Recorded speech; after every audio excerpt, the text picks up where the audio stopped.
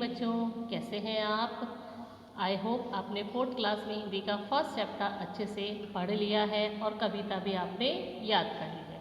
चलिए आज मैं आपको इसके क्वेश्चन आंसर और शब्दार्थ करवाती हूँ। पहले शब्दार्थ है हमारे। शब्दार्थ उपवन, इसका अर्थ है बगीचा। चमन फुलवारी। स्वर आवाज़। श्रृंगार शोभा। निर्धन गरीब। शोभा सुंदरता।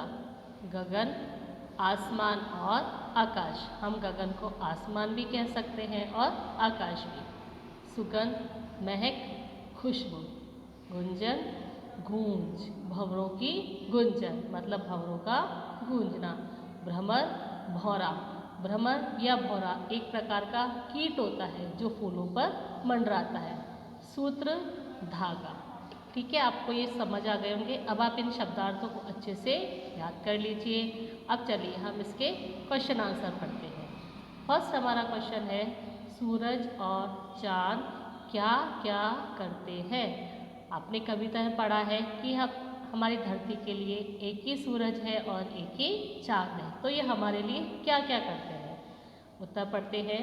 सूरज की किरणों से कली खिलती है और चांद हमें चांदनी देता है। मतलब सूरज जो किरणें होती है या धूप होती है उससे कली या पौधे खिलते हैं और चांद हमें चांदनी देता है या शीतलता देता है। दूसरा हमारा प्रश्न है, संसार रूपी उपवन की शोभा किससे बढ़ती है? कवि ने इस कविता के माध्यम से संसार को एक उपवन बताया है। तो जिस प्रकार उपवन की शोभा फूलों से होती है, ऐसे संसार रूपी उपवन की शोभा किससे होती है? रंग रंग के मनुष्य रूपी फूल से उपवन की शोभा बढ़ती है। कवि कह रहा है कि धरती पर जो रंग रंग के मनुष्य रहते हैं उनसे धरती रूपी उस उपवन की शोभा बढ़ती है। अलग अलग है क्यारी से क्या आशय है?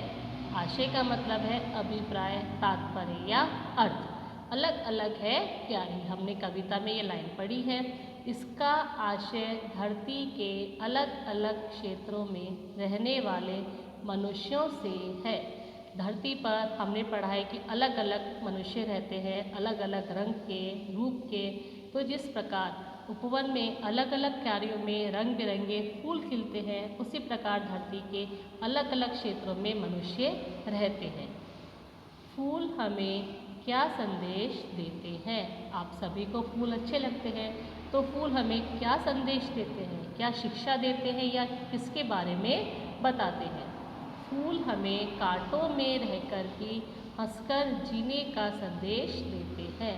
हमने देखा है गुलाब के फूल सभी को अच्छे लगते हैं, लेकिन उसके पौधे में कांटे होते हैं। तो फूलों से हम सीखते हैं कि कांटों में रहकर या परेशानियां झेलकर भी हमें हंसकर जीना चाहिए, हंसकर जीना सिखाते हैं।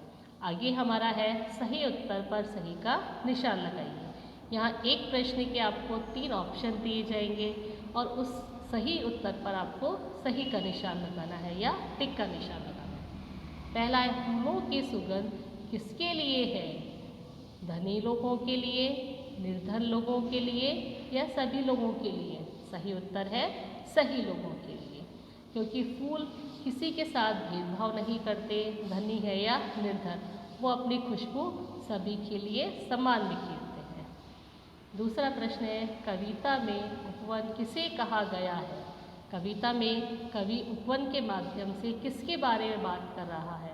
पहला है बगीचे को, संसार को या वन को? कविता में उपवन कहा गया है बगीचे को। बताया आपको उपवन का मतलब क्या होता है? बगीचा। सुमन का शाब्दिक अर्थ है, शाब्दिक मतलब शब्द। सुमन शब्द का क्या अर्थ है? फूल होता है, नदी है या पर्वत है? तो सुमन शब्द का सही अर्थ है फूल। फूल का मतलब सुमन भी होता है। भ्रमरों के मीठे गुंजन के समान हमें क्या प्राप्त हुआ है? आपने कविता में पढ़ा है कि हमें भ्रमरों के मीठे गुंजन से भी कुछ प्राप्त होता है। अब वो क्या मिला है? शोर, स्वर या शांति? तो सही उत्तर है इसका स्वर। हमें हमारे मीठे स्वर भ्रमरों के गुंजन से ही मिले हैं। चलिए अब ये एक्सरसाइज है, नीचे दी गई कविताओं की पंक्तियों को पूरा कीजिए। ये आप स्वयं अपनी बुक में फिल करेंगे, कविता याद करनी है या कविता में से देखकर आपको इस लाइनों को या इन लाइनों को पूरा करना है। चलिए अब आगे हमारा है, नीचे दिए गए शब्दों का वाक्य में प्रयोग कीजिए। ये शब्द का वाक्य में प्रयोग करना है। इसमें वाक्य ऐसे बनाने चाहिए जिसमें इन शब्दों का प्रयोग किया जाए और वाक्य मीनिंगफुल या अर्थ वाले होने चाहिए। पहला शब्द है उपवन।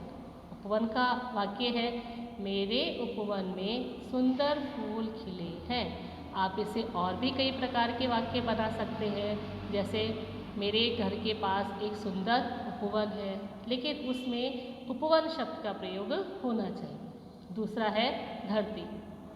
सभी जीव जंतु धरती पर ही रहते हैं। गगन, पक्षी गगन में उड़ रहे हैं। फूल, फूल पर तितली बैठी है। आप इन शब्द वाक्यों को अपने अकॉर्डिंग भी बना सकते हैं। बस ये ध्यान रखिए कि वाक्य बनाते समय अर्थ जो शब्द है वो उस वाक्य में ज़रूर आना चाहिए।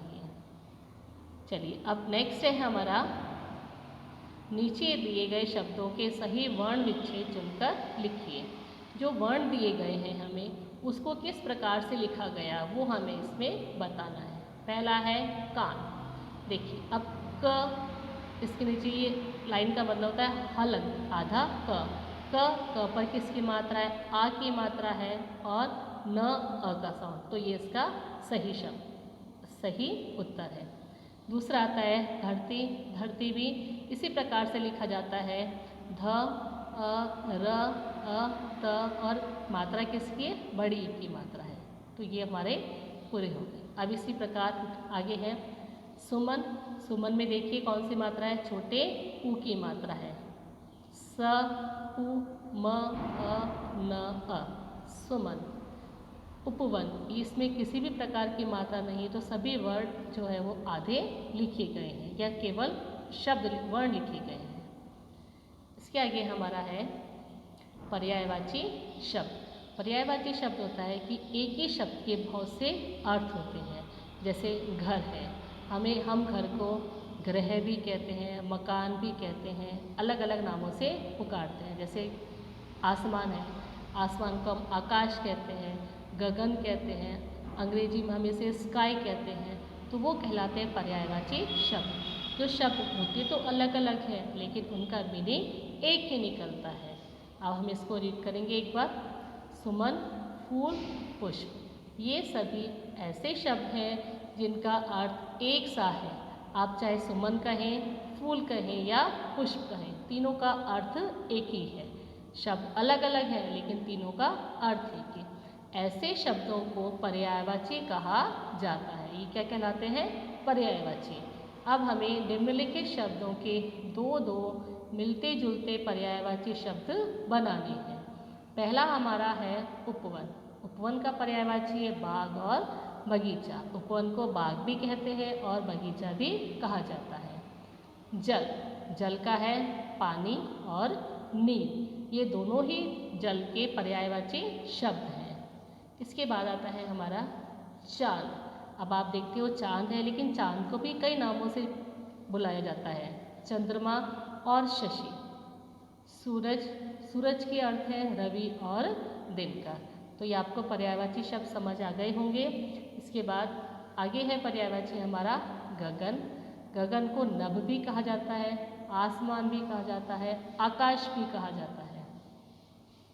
हार, हार का अर्थ है पराजय, पराजय या हारना।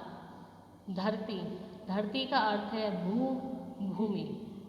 स्वर, स्वर का अर्थ है आवाज़ या ध्वनि। तो ये थे हमारे पर्यायवाची शब्द।